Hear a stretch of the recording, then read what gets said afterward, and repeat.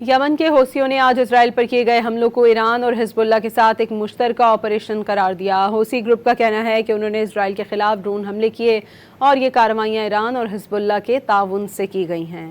یمن کے حوثیوں نے آج اسرائیل پر کیے گئے حملوں کو ایران اور حزب اللہ کے ساتھ ایک مشترکہ آپریشن قرار دیا۔ حوثی گروپ کا کہنا ہے کہ انہوں نے اسرائیل کے خلاف ڈرون حملے کیے اور یہ کارروائیاں ایران اور حزب اللہ کے تعاون سے کی گئی ہیں۔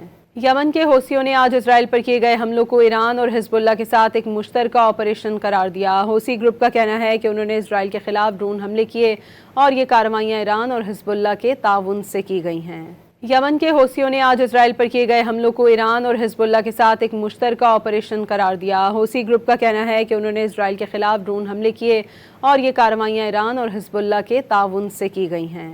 یمن کے حوثیوں نے آج اسرائیل پر کیے گئے حملوں کو ایران اور حزب اللہ کے ساتھ ایک مشترکہ آپریشن قرار دیا۔ حوثی گروپ کا کہنا ہے کہ انہوں نے اسرائیل کے خلاف ڈرون حملے کیے اور یہ کارروائیاں ایران اور حزب اللہ کے تعاون سے کی گئی ہیں۔